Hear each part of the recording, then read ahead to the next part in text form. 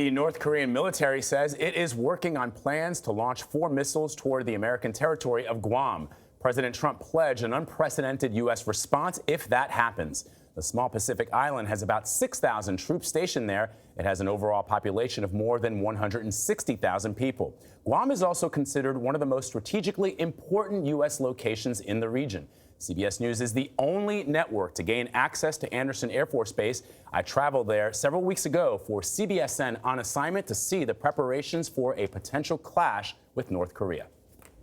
We've arrived here at Andersen Air Force Base in Guam. This wing is considered a power projection platform. We're about 2,100 miles away from North Korea, but that doesn't really matter because this base can accept assets from anywhere in the world and launch them and take the fight to our enemies.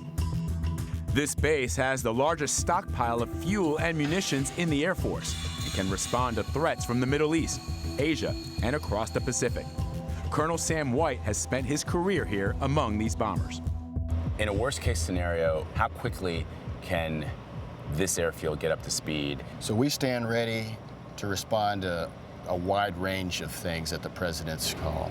That's the reason why we have the continuous power of president's mission, is to give the president of the United States sovereign options against threats to the U.S.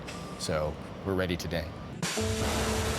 And they've had to prove that multiple times in recent weeks. On July 29th, the day after North Korea's latest successful ICBM launch, 2 U.S. B-1 bombers took off from this airfield and flew over 2,000 miles to the North Korean border in a show of force. The B-1, also known as the Bone, is capable of carrying more arms than any other bomber in the Air Force. And as its air crews can attest, it's also among the loudest. Especially being out here because you get to feel the rumble of them. Wow. When a B-1 goes into a particular region, it sends a very strong message that the United States means business. Well, our first step is deterrence, obviously. However, if the combatant commander calls upon us, the B-1 is a very credible and lethal force. What sets the Bone apart? I think it's 3 things, and it's all 3 of them together: speed, persistence, and payload.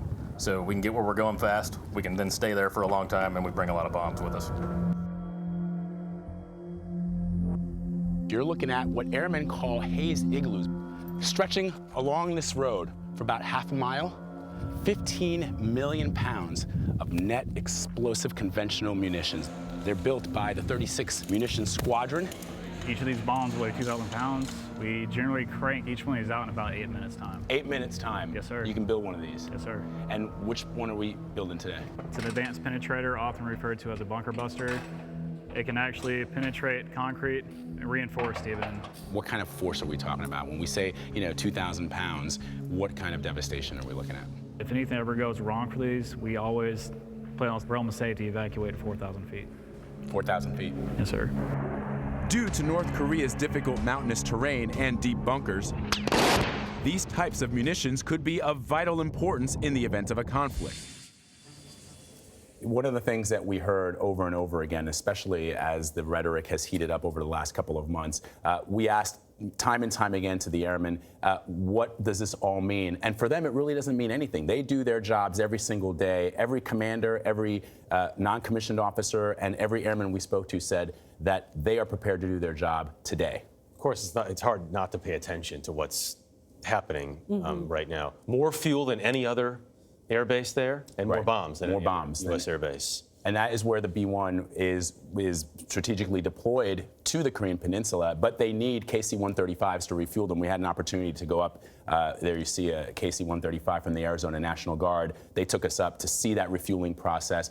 We also had a very really fascinating look at the Air Operations Center in Hickam Air Force Base in Hawaii.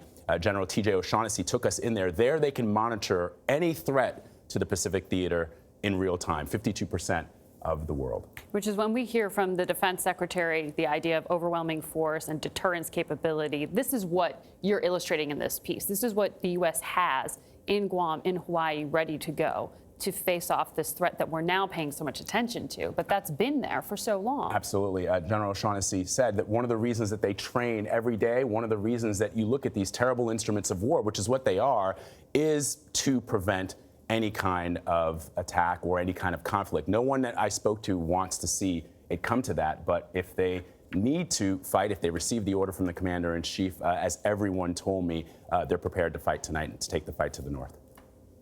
Extraordinary look inside. Yeah, amazing that you got that access, Vlad, too. We were very fortunate that the military, the Air Force specifically, allowed us that access. Because They're not doing it so now. now. Yeah, exactly. Well, you can see our full report on CBSN On Assignment. It airs Monday night at 10, 9 Central, right here on CBS and our streaming network, CBSN.